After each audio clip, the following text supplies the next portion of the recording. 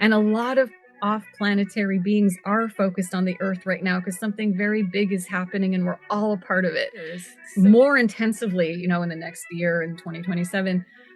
We have this opportunity, they're saying, and this is making me very emotional, but we're gearing up to, same as transhumanism, all of these things.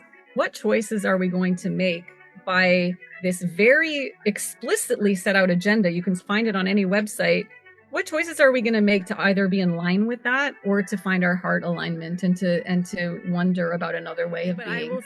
And it was interesting that it came as this. I hadn't seen that before. So this blue ball. So I'm going to try to tune it. I think it's Arnav, because Arnav is actually holding.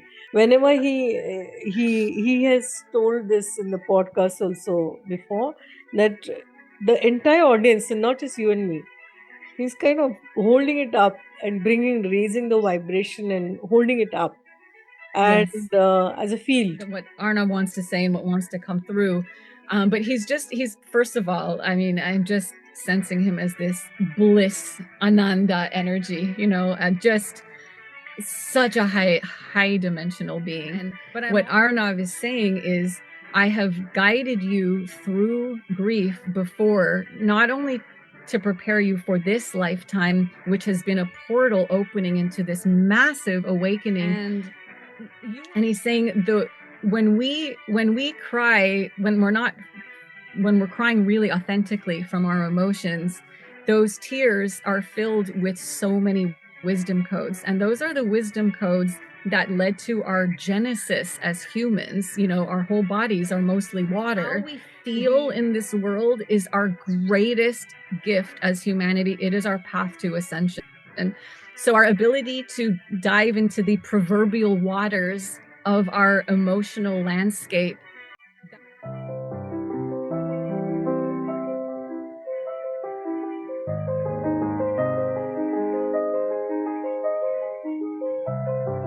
Hi, this is Akanksshaa. If you're new here, please subscribe to my channel. If you resonate with me, please like, comment, and share. Welcome to Multidimensional Soul Podcast and a Talk Show. Our guest today is Tammy Stone from Canada.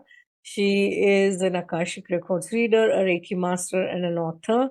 It's so lovely to have you here, Tammy. Warm welcome to Multidimensional Soul Talk Show and Podcast. Oh, thank you so much. We just did a little bit of a settling in space. And as soon as we entered this field, there's so much love permeating the space. And I'm so, so grateful to be here to connect with you in this sacred space and also to have a chance, this opportunity to connect with your lovely audience. I am so grateful. Thank you. Sure, you're most welcome. It's my pleasure. And I would like to share with our viewers or our audience that you have kept the records open throughout this conversation. You are a conscious channel. So we have the records open. Yes. Amazing. This is part 2 of a 2-part conversation. If you have not watched part 1, then we highly recommend that you watch that. The link for that is provided in the video description. As because you talked about carbon-based bodies, and as I understand, is that as we are moving into light bodies, we will be crystalline DNA, and it will be 12-strand DNA. So, what are the predictions from Akashic Records? When is it that we are going to achieve that? That completely anchoring in that love, harmony, wisdom, peace, abundance, and freedom. On this, what I understand from timeline, from Earth timeline, linear timeline perspective, is 2025 to 2032 that is going to happen, and those souls who have chosen to ascend will achieve those light bodies, and then there are speculations that if this doesn't happen, then the aliens will evacuate the ascended masters or light beings, because some of my guests told me that that they may evacuate you, kind of. So that was a little bit shocking for me. But this is I have had guests who are from who are Arcturians or who are from other, who are in touch with aliens and extraterrestrial beings. So there is a disclosure that is expected in 2026. And so there are so many different predictions in terms of how we are going to become light beings, and whether entirely we will have the 5D anchored in the earth, in this earth, in this form right now, in this timeline. Again, there are different timelines, or because of the disclosure we are going to have something else. So from Akashic perspective, can you just tune in and discuss about that? Yes. The Akashic realm's not so good with linear time, as we know. They're very much about the big picture. It's such a beautiful question, because the heart behind that question is, are we going to be okay? And are we going to be able to make it? Are we going to be able to test our limits? And is this going to overtake us or not? And I think this is a question that a lot of people very understandably have, including myself. And so what I get when I'm in the records is that the ascension path is for everyone, no matter where they're at. And as humans in our human selves, we can't fully understand what it means to be something that is outside of where we are now. So if I'm carbon based, I can conceptualize crystalline based, and then but I can't know what that is. I can do practices, and here's where, like in my book, A Higher Perspective, I Knew the Greatest Story Ever Told, we can look back and look deep within to our divine remembrance of who we are. Like you said, the light coming in that is beyond karma. As we do that, we are surrounded within this light field within ourselves. We anchor that light. So now this is guidance coming from the records. They've gone away from the explanation more into guidance, but they want us to take that light that we anchor and can tap deeply into inside of ourselves. And they're calling my attention to this beautiful physician, Dr. Zach Bush, and how he describes that in the nucleus of every cell, I think I'm paraphrasing, but in the nucleus of every cell is light, is a spark of light, and that actually the light that is emitted from our bodies is in some way stronger than the sun. Like, we are literally emitting the strongest, most powerful light imaginable. When we can learn to deeply tap into that, and anyone who's done some deeper meditation may have felt their bodies dissolving a little bit. This is the anchoring of the light body piece by piece. It's a process. And so the more we can anchor our light into the light of the core of the earth, which is a hot molten iron core. I see it as a sun. I see it as a sun in the center of the earth. We have our galactic center, or sun as I see it. And then we have our solar sun, our own sun above us. And then we have the sun in our solar plexus. Like, we are literally on a grid of light. And as we anchor into that, and we position this light within us, within the context of the greater light above us, this is the transmutation process. It's the alchemy. This is the movement towards the light body. And so we can't say that this is going to happen for, someone who's never even thought about this whole process, or not to say that you need to know stuff to do stuff. Things happen when we're karmically ready for ascension to happen.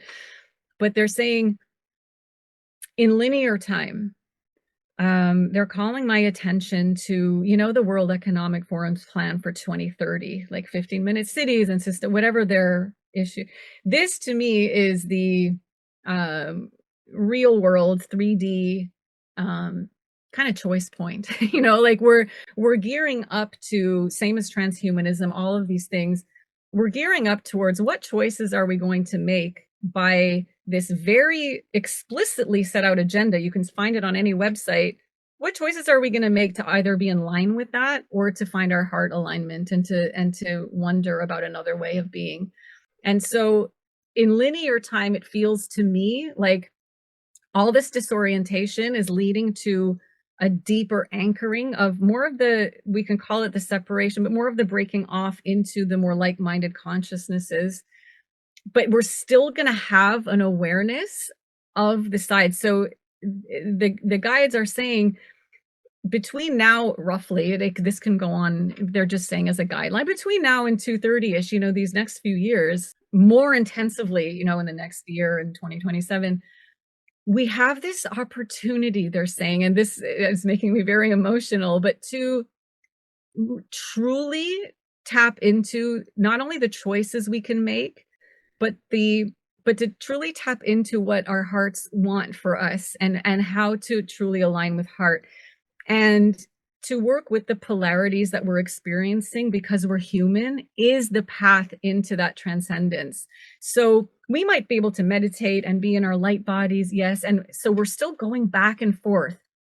And most of us on this path, we still need to be going back and forth. So we still need, the guides are saying now, we still need to learn certain lessons. Like maybe we know that we respect the earth and revere Gaia and spend time in nature, but do we really do it as much as we know we should be or can be? So the next few years feel like where we very intentionally visualize and take the action steps to create the world we want to be in very simple terms. And manifestation can be instant. We just visualize the feeling of what it's like, and then it comes. But it also, we bring ourselves there with that future thinking, with that anchoring. So while we're still in polarity, the guides are saying it's very purposeful. It's because we still need it. We still need to look at what does not align to further help us understand what is in alignment. And it is going to become increasingly polarized, so that and it is going to be a little messy, and we know this, so that we can become even more convicted in our certainty of how we want to be and who we want to be in this world. If that answers the question. There's a lot we can say, but Oh yeah, definitely. Sometime back you talked about water element actually holding Gaia, and the earth is sometimes called as blue pearl in the cosmic consciousness, and water element is definitely significant. And my son's name Arnav means ocean, and he always he always talks about the importance of water element. And I have talked about this in some of my podcasts, that at times he gives me these signs. So water falls, if the water falls, it will fall in the shape of heart, which is so unusual. That wow. he is a sweetheart. So Yeah, I can feel him so deeply here with us now. yeah, he's this big ball of love and light, and I feel so blessed that everyone who comes on the podcast can feel his presence. And usually he brings other light beings also along. So, can you talk about the significance of water? Yes. Wow. That can go into so many directions, but I will. And it was interesting that it came as this, I hadn't seen that before. So this blue ball. So I'm going to try to tune it. I think it's Arnav, because Arnav is actually holding. Whenever he has told this in the podcast also before, that the entire audience, and not just you and me, he's kind of holding it up and raising the vibration and holding it up, and Yes. as a field. And Yes. uh, and you can probably, when you tune in, you can see that. And that's why I talked about it. I was like, okay, this is definitely and that from the Akashic is giving this visual. So I would Yes. love for you to tune in and maybe check with him and Akashic as to what is the significance and what is arising right now for our audience. Yeah. So yeah. And as you were speaking, I was connecting with, I mean, through him, through your words and through your love. And So if it's okay that I share, something's coming through about a life with you, another life with you and your son. Oh, yes, please. Arnav wants to say and what wants to come through. But he's first of all, I mean, I'm just sensing him as this bliss, ananda energy, just such a high dimensional being. But I'm also seeing this, we were talking about twins, and this is not the twin energy, but they're showing it to me as these two cells, and the cells split, and that's how babies get made. And it's like this love consciousness that is splitting, and this is you and your son, and it's like we're going to have all of these different experiences in different capacities, and we're at this, you're at the same dimensional, you're at the same kind of frequency. Yes. And so you're doing this in different ways. And because of the grief you experienced in this lifetime with his passing, he's showing me another lifetime where he was a guru and you were a woman in that lifetime. He was a male guru. You had kind of put your life aside. You were in deep grief over the loss of your husband in this other life, and you were just didn't know what to do, and you knew of this. You were religious and devotional, but not fully, but you had heard of this guru, and you went to his ashram, and he immediately recognized your grief, and and in short, he was your guru, and he helped you to heal in this lifetime. And what Arnav is saying is, I have guided you through grief before, not only to prepare you for this lifetime, which has been a portal opening into this massive awakening. You were meant to awaken here while he was meant to do his work from the other dimensions now, because of exactly this work that you're doing and all the ways you do it beyond this podcast. And you need to be here for us, for humanity. And so in that other lifetime, he's saying that he helped you and gave you a lot of the tools that you needed to actually go through the grieving process, which you may have even become aware of in this lifetime through your grieving process. And he's saying, like, never doubt for an instant, like a single instant, that every action that you take, every moment of your being in the world is infused with this love energy that is anchoring what the world needs. And there's just so much love and pride, and he's saying when you grieve, of course you cry, and this is water. So this is really connected to what we're talking about with water. And he's saying when we cry, when we're crying really authentically from our emotions, those tears are filled with so many wisdom codes. And those are the wisdom codes that led to our genesis as humans. Our whole bodies are mostly water. We have come here from we're the water planet. Like life emerged from the waters, and the waters contain they're calling it the fluid crystalline energies that are anchoring our, not every aspect of Gaia's existence, but the emotional body, the emotional realm. And so, of course, it's connected to emotions. And this is what the guides are saying now. So when we connect emotions to our navel chakra, which is connected to the ocean, I mean, it's all connected. And when we are not in human form, like other beings, and we choose to incarnate, they're saying, like, kind of the key reason is so that we can understand the world through emotions, so that we don't only understand love as the foundation for all, where Arnav is right now, he's just in love, but to understand that love, to make our way back to love, which is the same way as making our way back to divinity. And how do we do that? It's by making choices and learning from our emotions. So how we feel in this world is our greatest gift as humanity. It is our path to ascension. And so our ability to dive into the proverbial waters of our emotional landscape, that is the portal to our self-understanding as humans, and to our and to our ascension. So thank you, Arnav, for that beautiful. So it's all of this. We don't want to be slaves to our emotions, but we want to recognize that we are feeling beings and to allow the energies of feeling to literally clear us and purify us and cleanse us through these waters to our ascension. Wow, that is so beautiful.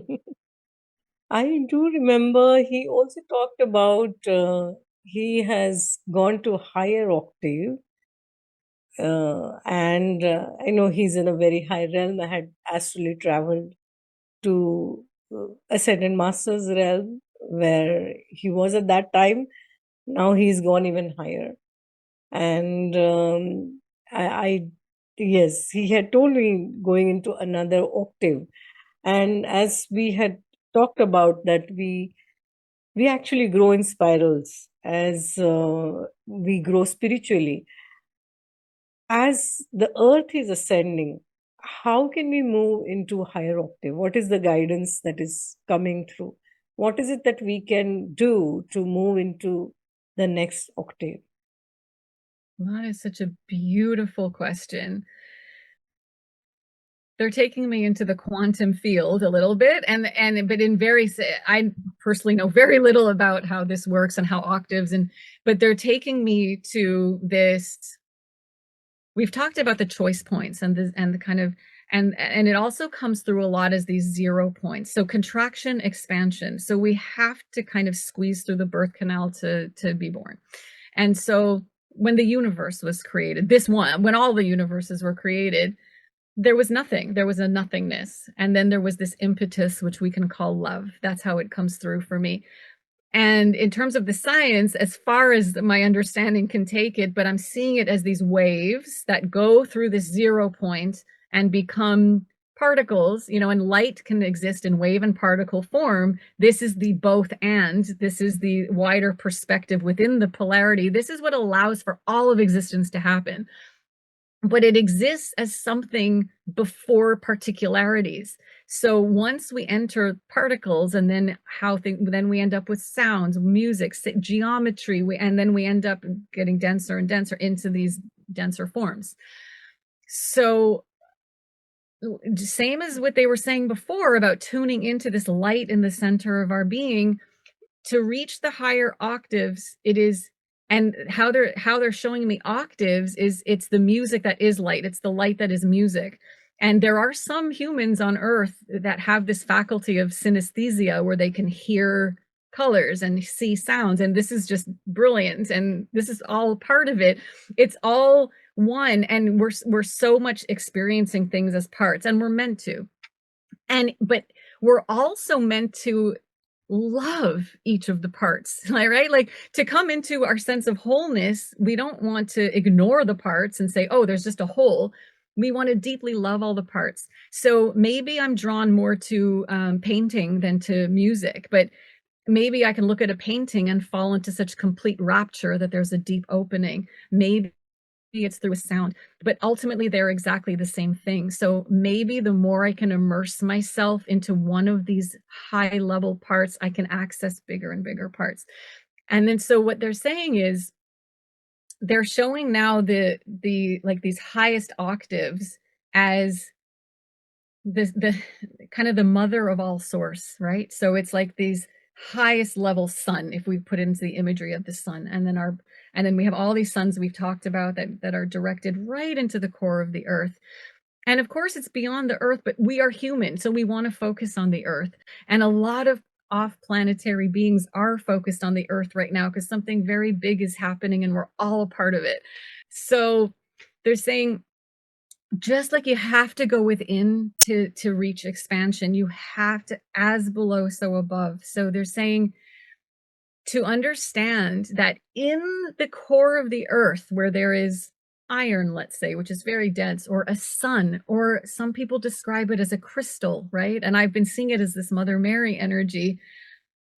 That is a mirror of the all, and the all before the all. It is the source before the source. This is the highest octave there is, and it's in every part. So we're on a planet whose nucleus is the very genesis of our being.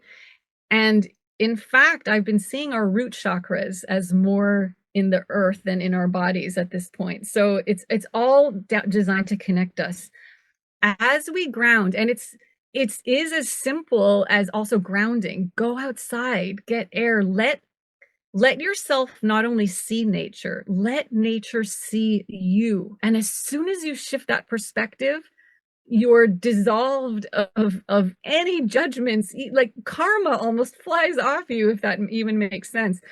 But as we ground deeply and deeply and deeply into the source of this incarnation's existence, we start to understand our existence beyond all the realms. And that is the way we reach the highest octave, because we didn't come here to be what we've already been elsewhere if we've been there. We've come here to have the precise, particular experiences, really hard and really lovely, to bring ourselves higher and higher and higher.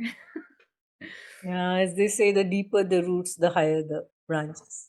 Exactly. And trees. Like, you probably love trees as much as I do. Yeah. I've been hunting trees since I was 2, you know? So exactly. It is the perfect, it's the tree of life, and it's our Yes. chakra. It's all, these are all just ways of understanding the elevated aspects of our existence. Yeah. So beautiful. I can talk to you for like, hours and days now, but I think we'll have to take a stock. So I ask all my guests a few questions towards the end. Can I ask you those? Of course, please. If you were to explain multidimensional soul to anybody, how would you explain it? Oh, beautiful. I would say, first and foremost, because I'm so passionate about no one feeling like they're out of the realm of a spiritual path. And it's also just true that we are all multidimensional. We cannot be human without being multidimensional. So we live in the third dimension. But how I see it is we arose from the first and second dimensions, inner earth, the core of the earth, which is all mirroring what's above. So, and our emotions, our thoughts, are the fourth dimension. So we're already 4 dimensions. Even as we're contemplating how do we ascend, we're already multidimensional. And it is, I've heard of some humans who are very multidimensional souls who have said, I want to come back and be in the second dimension. People say, oh, the higher dimensions are better, but there are different experiences. There is such a rich aspect of life happening in the beings of inner earth from which we come. We hold it in us. Our ancestries, our past and other lives are all portals to infinite dimensions. I mean, imagine that every single one of us has had a dimension, has had an ancestor who was a Pleiadian, or like it's so within the realm of our imagination that everything we do, every, like I said, every book we read, every tree that we connect with, every human we connect with, every animal that we love is opening a new flavor of existence. So we're already multidimensional. And then, if we can imagine, we can, because of our human minds, we see hierarchies and levels, and sometimes it's going up to dimensions or out from a circle, but actually it's all here, and it's about removing the blockages and opening our portals through this radical sense of love and kinship and community to enter into these expanded spaces, and we'll know it when we're there, kind of thing. Okay. What is holistic well-being? Holistic well-being, holistic comes from the word whole. And so to understand that we are already perfect, that doesn't mean we have no growth to be had and that we're not here to always be evolving, but that we come from this oceanic, cosmic expanse that is perfection and that we are a part of it. And so, in order to be fully well, we cannot attend to just a part. We can't identify with just our thinking mind or just our emotional body or our physicality. We have to look at the totality of what our souls and what the universe is and the cosmos geniusly designed for us to have an evolutionary experience. And that is all aspects of our being. So we don't want to cut any bad parts out of ourselves. We don't want to just go to what feels good. We want to embrace the wholeness of what we are, to love this divine perfection and allow ourselves to continually purify. And that, to me, is what holistic wellness is. Okay. What is the ultimate purpose of life? Ooh. The ultimate purpose of life is to truly be present to this exact moment that we're in, because this exact moment offers us every single clue and every single portal to that which we have ever and always wanted. And our soul only wants for us to have certain experiences that allows it to understand itself better. So to be here and to not to have to do a certain thing or to be a certain way, but to strip away everything that feels like it's not us, that feels disconnected, and to truly align with what feels deeply true and deeply expansive within us, is to allow us to express exactly who we came here to be, because we're all completely different and we're all completely interconnected. And the only way we can serve life and expansion and our own hearts is to be deeply, deeply ourselves, and to start there and to start to understand more. Okay. If you were to make any changes to educational system, what would that be? Everything. No. There are some beautiful education models, you know, in various parts of the world that are doing beautiful things. But on a whole, it just very much feels like, as part of this third density chaos that we're in now and what it's been building towards for so many hundreds, thousands of years, we're being designed, systems are being designed, all of them, to help us very much forget who we are. So it's not helping at all, but they're designed to keep us small, to keep us unaware of our divinity, of our sovereignty, of our power.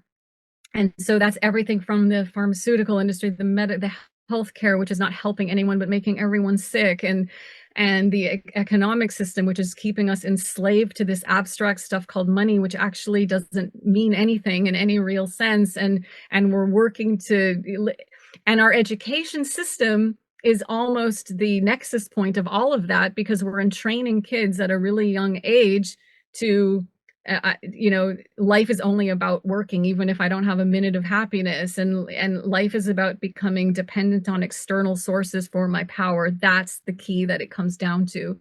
And so an education system that truly serves humanity and truly serves evolution and truly serves our inner divinity will recognize and encourage sovereignty and interconnectedness among all beings. And so to raise kids who are empathetic and kind and curious and physically healthy, understanding of their emotions and their minds, and especially fostering their uniqueness. So we all come here to serve each other, and we know this, more and more kids are coming in now with a lot of gifts that we didn't come in with. And so to work with these kids one-on-one and to help them to foster their gifts is what needs to happen in a healthy education system. Yeah. What is love? I mean, the short answer is that love is everything. It is the foundation. It is the foundation for our existence. It is the reason for our existence. I have a whole part in my book from the Akashic realm on what is love, but what's coming through right now, so I'll just share it from the Akashic realm as an image, is I'm seeing a beautiful line of maternal ancestry, and they're all putting a hand on the other's shoulder, and they're all recognizing, you are my child, you are my child. And then at the very end of that is this woman, this feminine, who is now, and so this is coming through as the mother of all of creation, which is coming through now to birth something new. So love is that which creates the momentum for creation. And then love is the womb, right? So love is that place of sacred nothingness from which everything is generated. And then love is also the baby. So love is what is created and what gets to continually create in honor of the creation from which it comes. This is the essence of love, and it's all we need to know and to be and to embody with every breath we take. Okay. What is self-love? So, yeah, I mean, to put it very simply, I feel that self-love is to, again, honor creation. So it's to understand that it's to understand that we're not separate from creation. So it's impossible to actually love anything deeply and unconditionally unless we recognize that we are a part of it. So to the extent, we come in and we have those moments of awe and we know, I love this life, even when it's so hard. And then we stumble. Why can't I always be in that space? Well, it's because I feel separate from it, like it's something outside of me. So self-love is radically understanding that everything that you love is you, and everything that you come from is loving and supporting you, and that creation itself wants, and all of your support team and wants you to make yourself the object of all of the love and compassion you want to have for others. And once you do, that love and compassion blossoms into literally the next stage of our existence, and it is all in the arms of love. What is the message for our audience from Akashic? Thank you for asking. Yeah, and we talked about this. So I actually I channeled these angelic frequencies, and so I did channel right before we came on a message from them. Is it okay if I read that? Because I do a lot of written channeling as well. So okay, so I'll just read that now. So this is from the angels, I call them. Sweet beloveds, this message comes to you from love, from the deepest and purest love, reflecting the brightest light and the most glimmering of hopes. The greatest hope has always been for a humanity that sings when it could speak, dances when it could walk, and speak truth when it can hide from fear. Do not fear. You are made of light and have found the courage to face the darkness within you. There is still more darkness that needs the bright light of your keen awareness and compassionate hearts, and you are so supported as you allow the light to expand your hearts so that you may always find your way back to the light of your divine remembrance. The time has come to reawaken from the dream, to envelop the shadows in your loving hearts until the shadows are transformed, and to rise again in the oneness of the light. Know that you are not and have never been alone, and that your courageous work is helping to lift not only humanity, not only Gaia, but the entirety of what is. There are no mysterious tools needed for this process of purification, which is ongoing and accelerating. All that is needed is your faculty of love, your great, infinite, unending power of holding the love that is in you and directing it to everything that comes into your sphere of attention, starting from within. It is love that brought you here, and it will be love that forges the reconnection of humanity and between humanity and all life. This awareness of love's great power is being anchored in your being, and all will be well. All is perfect. You are so loved. Oh, that was so beautiful. Very powerful. Yeah. And can you tune in and give the messages from Akashic and from Arnav for me? They're saying that, dear Akanksshaa, you have been holding a space of pure love from the moment you entered into this incarnation and well before, and that you so bravely chose the experiences that would bring you down to your knees, and that would bring you into a space of deep and compassionate surrender. And I can see you bowing down to the earth and saying, please help me. Please help me to understand how we can be in such misery and such ecstasy in this one body, and what it means, and how we can dissolve this space to be back where everything belongs together. And so this experience of having been with and then separated from such a deep and dear love in your life was meant in many ways to bring you to this moment of, as we said before, shedding these tears of divine wisdom that light the earth and also create the ground and the path for you to walk fearlessly into this realm of sharing your love through the services you offer, the healings and the readings that you offer, and creating this platform to allow light and life to expand out into all the directions.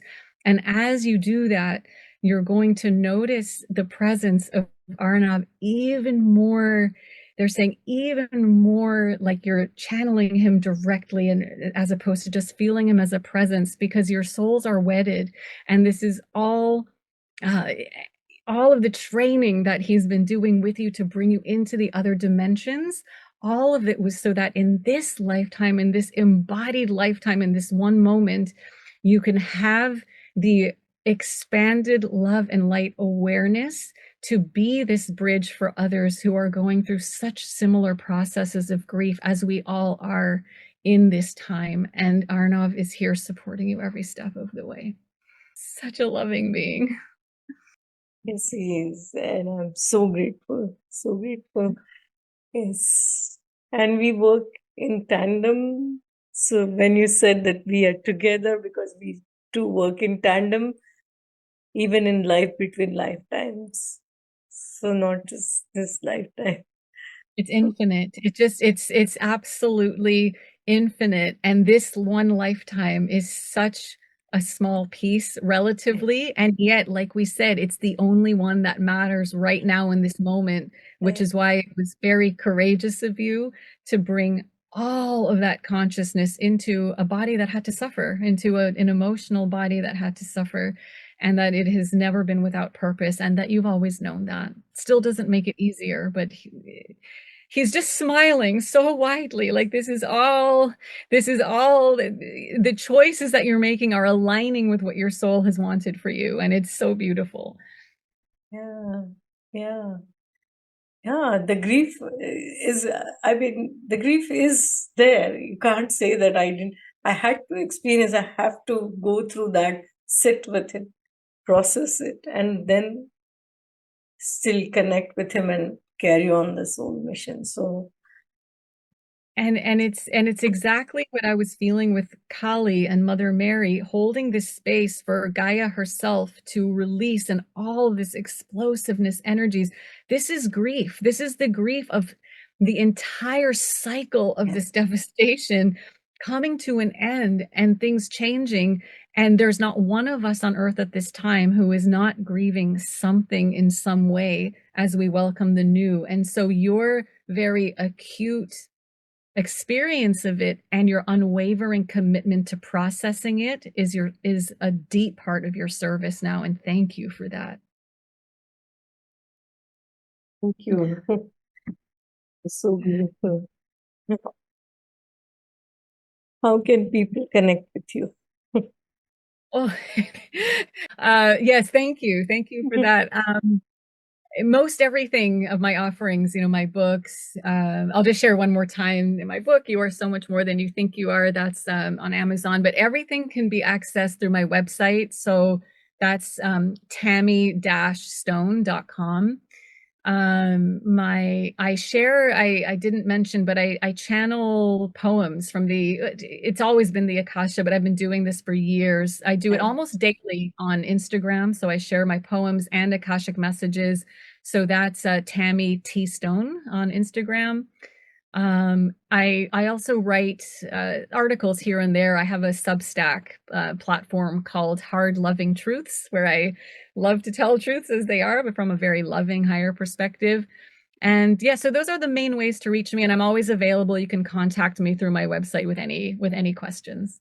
We'll provide all the links in the video description. It's been such a joy and honor having you here. Thank you so much. I can't thank you enough for this opportunity to bask in the loving energy that you are carrying in your field with all of your love and support team, and just to have this chance, like we said, to create a portal into a new dimension of light. And it is my greatest hope that whoever it reaches will just enter into this stream of light and know that they are here to expand their light and to be a bridge for everything that is to come as well. Thank you so, so much. It was so beautiful to commune with you today. Thank you. Namaste. Namaste. Thank you for tuning in from wherever you are in the world. As Ramdas says, that we are just walking each other home. So thank you for co-creating the new earth along with me and my guests. If you resonate with me, subscribe to my channel, like, comment, and share. Let's keep this beautiful energy in flow, in motion. Namaste. Lots of love.